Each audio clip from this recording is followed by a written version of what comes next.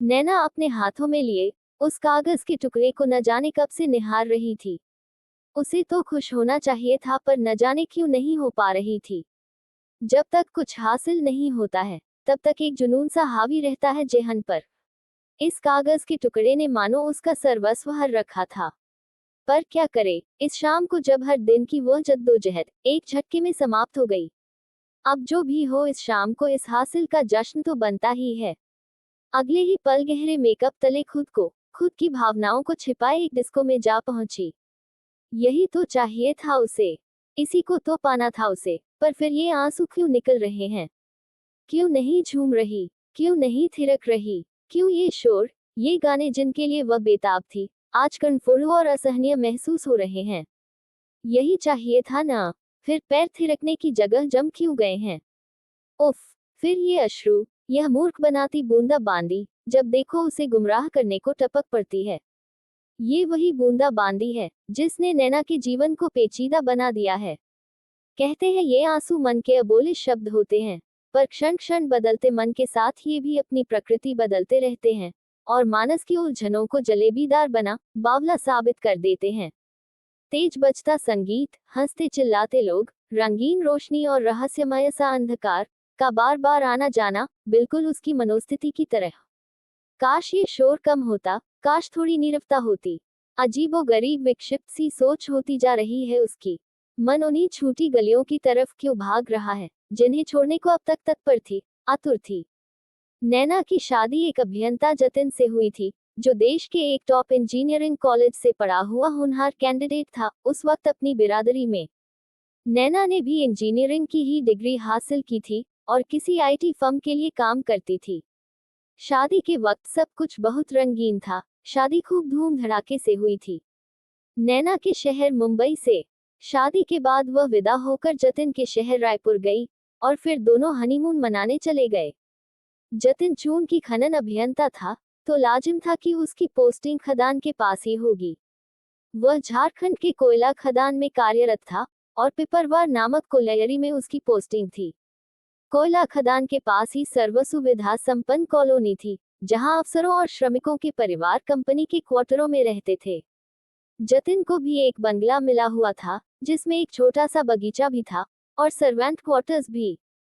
Honeymoon से लौटकर जतिन बड़ी खुशी से नैना को लेकर पिपरवार अपने बंगले पर अपनी गृहस्थी शुरू करने गया।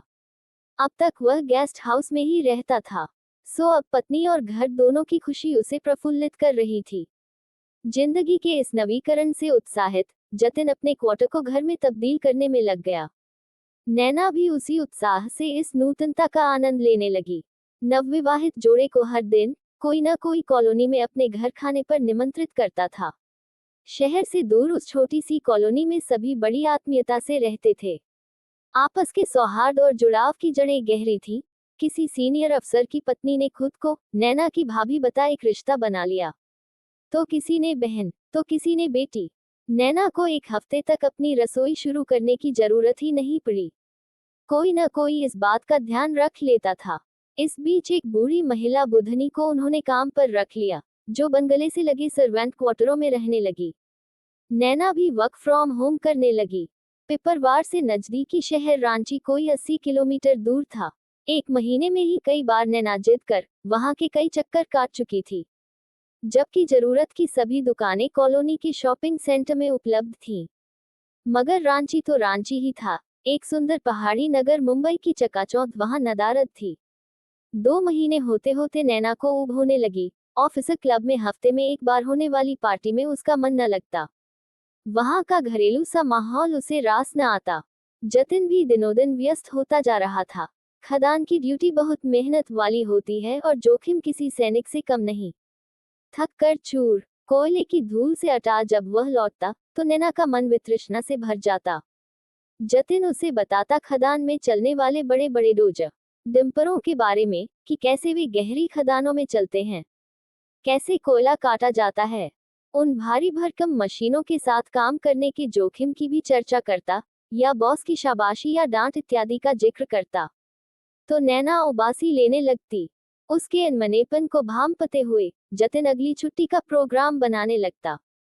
मगर जो था सो था ही। पैसे आ तो रहे थे जो नैना को बेहद पसंद थे, पर सच्चाई ये थी कि वह महानगरीय जीवन की कमी महसूस करने लगी थी। उसे आश्चर्य होता कि यहाँ रहने वाली दूसरी स्त्रियां खुश कैसे रहती हैं। वहां के शांत वातावरण में उसे सुख नहीं, रिक्तता महसूस होने लगी। न कोई मॉल, न कोई मल्टीप्लेक्स, भला कोई इन सब के बिना रहे कैसे। वह इतवार था जब उन दोनों ने शादी के 2 महीने पूरा होने की खुशी में केक काटा था और 5-6 कॉलीग को खाने पर बुलाया था।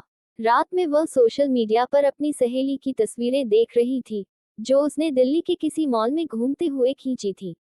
अचानक उसे अपना जीवन बर्बाद लगने लगा और बहुत खराब मूड के साथ उसने जतिन को जता भी दिया।